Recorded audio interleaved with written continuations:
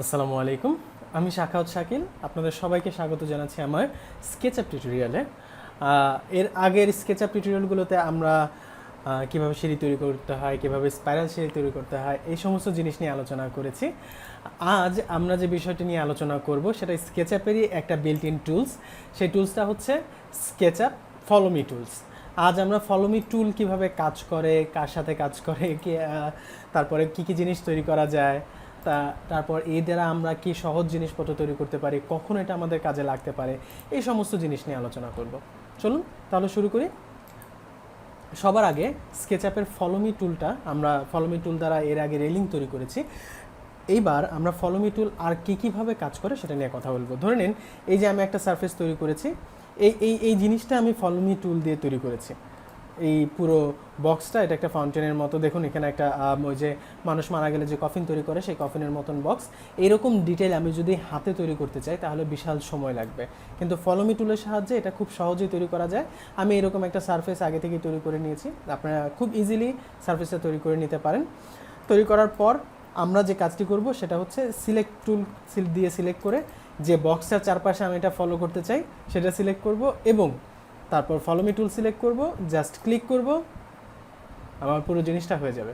So follow me টুল সাধারণত এভাবে একটা সারফেসের চারপাশে কাজ করে এবং আপনি এটা বক্স অথবা রেক্ট্যাঙ্গেল বা সার্কেল যে কোনো জিনিসের মধ্যে এটা কাজ করাতে পারেন। এটা প্রতিটা জিনিসের মধ্যেই কাজ করবে। সো ফলো মি টুলের সাহায্যে উইদিন আ সেকেন্ড আপনি এই ধরনের যে কোনো একটা মডেল তৈরি করে নিতে পারবেন এবং অ্যাজ অলওয়েজ আপনারা মডেলটা তৈরি করার পর ব্লু সারফেস থাকলে সেটাকে রিভার্স ফেস দিয়ে হোয়াইট করে নেবেন। এই ফলোমি টুল যে শুধু বক্সের সাথে কাজ করে তা না, সার্কেলের সাথেও কাজ করে। যেমন ধরুন এখানে আমি একটা রিংয়ের মতন এরিয়া তৈরি করেছি। এটা দেখতে কিছুটা ওই যে হাতের চুরির মতো, এটা চুরির মতো।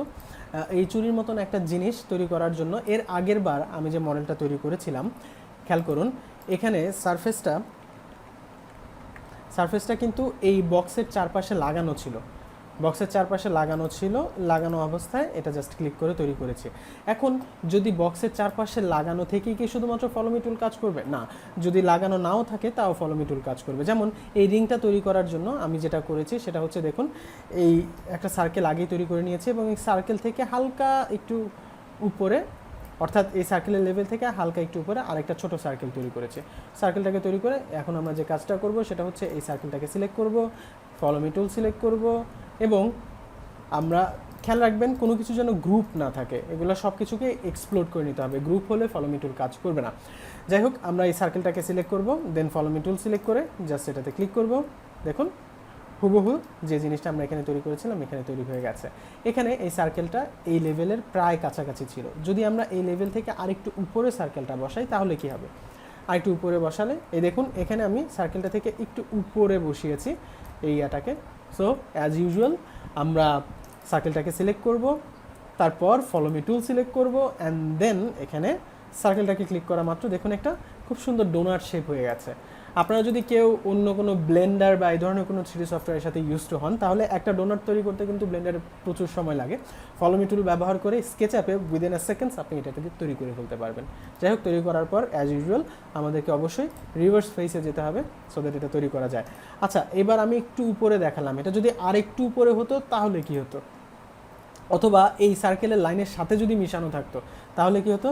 এই দেখুন এখানে আমি সার্কেলটাকে একদম লাইনের সাথে মিশানো অবস্থায় রেখেছি। এই মিশানো অবস্থায় রেখে সার্কেলটাকে সিলেক্ট করলাম, অর্থাৎ যে পাথ দিয়ে আমার ফলোমি টুলটা যাবে সেই পাথটাকে আগে সিলেক্ট করে নিতে হবে। সো সেই পাথটাকে আগে সিলেক্ট করে নিলাম, দ্য সেম টাইম তারপর ফলোমি টুল সিলেক্ট করলাম, ক্লিক করলাম, হয়ে গেল। সো এটা খুবই ইজি এবং ফলোমি টুলের সাহায্যে আপনি খুব সহজে অনেক ধরনের অনেক ম্যাটেরিয়াল ইজিলি তৈরি করে ফেলতে পারবেন।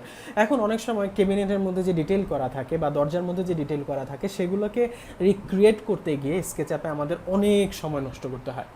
রিক্রিয়েশনের জন্য আমরা যে অনেক সময় নষ্ট করি ওই সময় থেকে খুব ইজিলি আমরা বেঁচে যেতে পারবো। এই ধরনের যে কোনো একটা ফাসাদ উইদিন এ সেকেন্ড ফলোমি টুলের সাহায্যে করা যাবে। যেমন আমি এখানে এটা করে রেখেছি আগেই, এটা আমি ফলোমি টুলের সাহায্যে করেছি। এই হচ্ছে সেই বক্স এবং এই হচ্ছে সেই রেফারেন্স লাইন। কী করতে হবে? ধরে নিন এই হচ্ছে আমার সেই ফাসাদটা, আমি ফাসাদ সেন্টার বরাবর এটা বসিয়েছি এবং এখানে আমি ধরে নিন এই ফাসাদটা যেটাকে ফলো করাতে চাই এটা হচ্ছে বক্স এবং এটা হচ্ছে ম্যাটেরিয়াল। আমি এখানে কিছু এক্সট্রা এলিমেন্ট তৈরি করে নিলাম এখন আমাদের ইচ্ছা অনুযায়ী, হাফ সার্কেল, ফুল সার্কেল, যে কোনো ধরনের এলিমেন্ট যা আপনার মন চায় বা যা আপনার মনে হয় যে আপনার কাজে লাগবে। এখানে একটা ট্রায়াঙ্গেলের মতন শেপও বসিয়ে দিলাম অ্যাট দ্য সেম টাইম এখানে একটা হাফ সার্কেল বসালাম, এখানে আরেকটা হাফ সার্কেল দিয়ে মাঝখানের লাইনগুলোকে ইরেজ করে দিলাম, এখানে আরেকটা ছোট্ট বক্স বসিয়ে দিলাম। এ হচ্ছে আমার ফলো মি টুল। আমি আগেরটার চাইতে এটাকে আরও অনেক বেশি কমপ্লিকেটেড করেছি, দেখি ফলো মি টুল দিলে এটা কীভাবে কাজ করে। তো ইরেজ করে দিচ্ছে আমার এক্সট্রা লাইনগুলো, যে যে জায়গায় কার্ভ চাচ্ছি। এটা হচ্ছে কিছুটা ওই যে অনেক সময় দরজা বানাতে দেখেছেন, ওই রাউন্ড মেশিনের মধ্যে ঘুরাতে থাকে কাঠ, এবং তার মধ্যে স্নিজার দিয়ে একটু একটু করে স্নিজ করে করে এটাতে আলাদা আলাদা করে শেপ তৈরি করে, ওই জিনিসটা কিছুটা এখানে। তো যাই হোক, আমরা এই টুল সিলেক্ট করলাম, যাকে ফলো করতে হবে সেটাকে সিলেক্ট করলাম, অ্যান্ড দেন আমি ফলো মি টুল সিলেক্ট করে এখানে ক্লিক করলাম। দেখুন ম্যাজিকের মতো করে আমাকে একটা খুবই কমপ্লিকেটেড শেপ তৈরি করে দিল। এই কমপ্লিকেটেড শেপটা আমি যদি অন্য কোনোভাবে তৈরি করতে যেতাম তাহলে প্রায় হয়তো বা 1 দিন 2 দিন লেগে যেত, বাট ফলো মি টুলের সাহায্যে খুব ইজিলি। এবং এখানে স্কেচআপ যেভাবে কাজ করে সেটা হচ্ছে কর্নারগুলোকে ও খুব সুন্দরভাবে মিনিমাইজ করে মিক্স করে দেয়, যেটা কিনা অন্যান্য টুলের ক্ষেত্রে হয় না। এটা আমরা ম্যানুয়ালি করতে গেলে অনেক সময় লাগবে, বাট ফলো মি টুলে এই এক্সট্রা লাইন, এক্সট্রা কার্ভেচারগুলোকে খুব ইজিলি সে সরিয়ে দেয়, এবং আমরা এভাবে যে কোনো ধরনের জিনিস তৈরি করতে পারি। ফাউন্টেন তৈরি করতে পারি, সার্কেল তৈরি করতে পারি, ওভাল শেপ তৈরি করতে পারি, যে কোনো কিছু। সো রিভার্স ফেস করে দিব। এরপর আপনারা এটাতে ম্যাটেরিয়াল অ্যাড করতে পারেন, বিভিন্ন ধরনের ম্যাটেরিয়াল। ধরে নিন আমি এখানে স্টিল ম্যাটেরিয়াল ব্যবহার করলাম, এর ফাসাদে আরেকটা স্টিল ম্যাটেরিয়াল ব্যবহার করলাম। দেন এখানে উড ব্যবহার করতে চাই আমি, উড সিলেক্ট করে উড দিলাম, তারপর এখান থেকে উড নিলাম, উড ব্যবহার করলাম। সো এভাবে আপনারা আপনাদের চাহিদা অনুযায়ী আপনাদের ফাসাদ বা আপনার ডোর বা ডোরের যে কোনো ডিজাইন এভাবে তৈরি করে নিতে পারেন। এই ধরনের ডেপথ থাকলে সাধারণত 3Dগুলো দেখতে খুব বেশি সুন্দর হয় এবং খুব বেশি ওয়েলকামিং হয়, মানুষজন পছন্দ করে, বা 3D যখন আমরা রেন্ডার করি সেই রেন্ডারটা অনেক রিয়েলিস্টিক বলে মনে হয়। যাই হোক, এই ফাসাদ তৈরি করার পর চলুন এবার এইরকম একটা ডিম তৈরি করতে অথবা বল তৈরি করতে কী করতে হয়। সাধারণত স্কেচআপে সার্কেল বা এরকম একটা বলের মতন ফেস তৈরি করতে আমাদের অনেকেরই অনেক ধরনের প্রবলেম হয়, বাট ফলো মি টুল ব্যবহার করলে আপনারা খুব ইজিলি এই ফাসাদটা তৈরি করতে পারবেন বা এরকম একটা বল তৈরি করতে পারবেন। কীভাবে তৈরি করবেন দেখুন, আমি একটা সার্কেল নিচে বানিয়েছি আর একটা সার্কেলের মাঝখানে বসিয়েছি। তারপর আমি যে কাজটি করব, নিচের সার্কেলটিকে ক্লিক করব, ক্লিক করে আমি ফলো মি টুলের সাহায্যে এই সার্কেলকে ক্লিক করব। দেখুন একটা ফলো মি টুলের সাহায্যে এখানে একটা খুব সুন্দর বলের মতন তৈরি হয়ে গেল, সার্কেল তৈরি হয়ে গেল।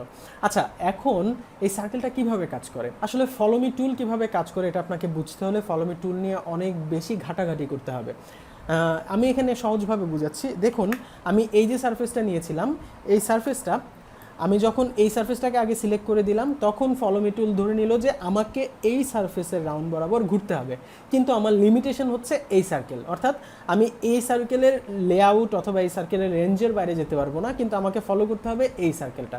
সো তখন কি করে, এই পুরো সার্কেলটা রোটেট হতে থাকে এই এরিয়া বরাবর। তাতে যখন আমি ফলো মি টুলে ক্লিক করি তখন এই এরিয়া বরাবর যখন পুরো জিনিসটা রোটেট করতে থাকে, খুব ইজিলি এখানে একটা সার্কেল তৈরি হয়ে যায় বা সুন্দর একটা বলের মতন শেপ তৈরি হয়ে যায়। যাই হোক, এখন আমি এখানে যেটা করেছি, নিচেরটাকে সিলেক্ট করে উপরটাকে ফলো মি দিয়েছি। যদি আমি তার রিভার্স করি তাহলে কী হবে, অর্থাৎ উপরটাকে ফলো করে যদি নিচেরটাকে দিই, সেটার ক্ষেত্রেও সেম, এই সার্কেলটা এই বরাবর ঘুরে পুরো একটা বড় সার্কেল তৈরি করবে। কীভাবে, এই দেখুন, আমি সিলেক্ট টুল নিলাম, একে সিলেক্ট করলাম, দেন ফলো মি টুল সিলেক্ট করলাম, এখানে ক্লিক করলাম, বাস। সো খুব ইজিলি আপনারা এখানে এভাবে সার্কেল তৈরি করতে পারবেন। এরপরে আসুন আরেকটা জিনিস নিয়ে কথা বলি, সেটা হচ্ছে মসজিদের মিনার। মসজিদের মিনারকে আমরা ম্যানুয়ালি বানাতে গেলে অনেক সময় লাগে, অনেক টাইম কনজিউমিং, এবং বেশিরভাগ সময় ওই মিনার পারফেক্টলি হয় না।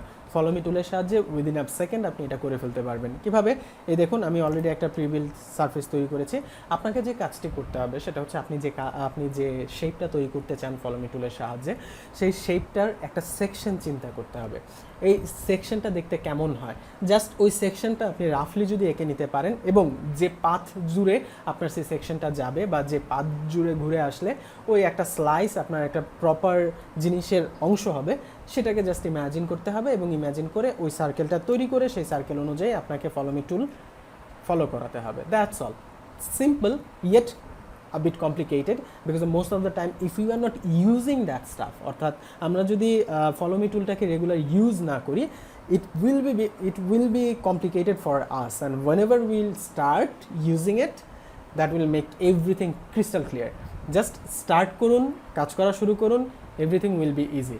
আমি যখন কাজ করতাম আমার শুরুর দিকে এই ফলো মি টুল বুঝতে অনেক সময় লেগেছিল, বাট সময়ের সাথে সাথে আমি এটা খুব ইজিলি বুঝে গেছি। যাই হোক, এখানে দেখাচ্ছি কীভাবে এই কাজটি করলো। আমি নিচের ফলো মি টুলটাকে আগে আমার পাথ সিলেক্ট করে নিলাম, ফলো মি টুল ধরলাম অ্যান্ড দেন ক্লিক করলাম, বাস সিম্পল। খুবই সেকেন্ডের মধ্যে আমার এই কাজগুলো হয়ে যাচ্ছে। তারপরে আমি এটাকে রিভার্স ফেস করে দিব, দেন কাজ হয়ে গেল। আচ্ছা, এটা সার্কেলের ক্ষেত্রে হলো। সার্কেলের ক্ষেত্রে ফলো মি টুল যেভাবে রিয়্যাক্ট করে, স্কোয়ার অথবা রেক্ট্যাঙ্গেলের ক্ষেত্রে ফলো মি টুল সেভাবে রিয়্যাক্ট করে না। যেমন আমি যদি একটা স্কোয়ার যেটা কিনা আমার এই শেপের চাইতে বড়, অর্থাৎ আমার এই শেপের চাইতে বড়, সেম শেপ নিয়েছি আমি, এই শেপের চাইতে বড় একটা স্কোয়ার নেই এবং সেই স্কোয়ারের মধ্যে কাজ করাতে যাই, তাহলে এটা কিভাবে কাজ করবে দেখুন। আমি এই শেপের চাইতে বড় একটি স্কোয়ার নিয়েছি, সেটাকে সিলেক্ট করে নিলাম আগেই, ফলো মি টুল ক্লিক করলাম, এটা একটা কমপ্লিকেটেড শেপ হয়ে গেল। এই কমপ্লিকেটেড শেপটা হওয়ার কারণ হচ্ছে এটার শেপ আউটলাইন ফিক্স ছিল না, অর্থাৎ আউটলাইনটা বড় ছিল। আমি যদি সেম আউটলাইনটাকে আর একটু ছোটো করে নেই, অর্থাৎ আমার এই শেপের অংশের একটা অংশ নেই, আমি কিন্তু আগেই বলেছি ফলো মি টুল ব্যবহার করতে হলে আপনাকে ওই যে ম্যাটেরিয়ালটা আপনি তৈরি করতে চাচ্ছেন সেটার একটা স্লাইস কল্পনা করতে হবে। সো স্লাইসটা অবভিয়াসলি আপনার ম্যাটেরিয়ালের ফলো মি টুলের মেজারমেন্টসের সমান হতে হবে। সো সেই সমান করে আমি যদি একটা রেক্ট্যাঙ্গেল নেই অথবা স্কোয়ার নেই, সেই স্কোয়ারকে সিলেক্ট করে নিলাম, ফলো মি টুল নিলাম এবং ক্লিক করলাম, দেখুন মসজিদের মিনারের মতন আরেকটি শেপ তৈরি হয়ে গেল। সো এভাবে আমরা আমাদের প্রয়োজনীয় শেপ তৈরি করে নিতে পারি প্রয়োজন অনুযায়ী, আমাদের যে যে শেপ প্রয়োজন। এবং আপনি যত বেশি ফলো মি টুল নিয়ে এক্সপ্লোর করবেন, আমি যে অপশনগুলো দেখিয়েছি, আপনি যখন কাজ করা শুরু করবেন এই অপশনগুলোর চাইতে আরও নতুন নতুন অপশন আপনার মাথায় আসবে, সেগুলো নিয়ে কাজ করবেন, তখন এই ফলো মি টুলের আরও ডিটেল সম্পর্কে আপনি জানতে পারবেন। সো আগের কথার মতো এখনও সেম কথা, যে যত বেশি প্র্যাকটিস করবেন একটা সফটওয়্যারে আপনি তত বেশি পারদর্শী হবেন। সো আজ এই পর্যন্তই। যদি ভিডিওটি আপনাদের ভালো লেগে থাকে তাহলে অবশ্যই ভিডিওটিতে লাইক করবেন এবং যদি আমার চ্যানেলে নতুন হন তাহলে অবশ্যই সাবস্ক্রাইব করে নিন এরকম ভিডিও ভবিষ্যতে আরও তাড়াতাড়ি পাওয়ার জন্য। আজ আর কথা বাড়াবো না, নেক্সট ভিডিও পর্যন্ত আপনারা সবাই ভালো থাকুন, সুস্থ থাকুন, আল্লাহ হাফেজ।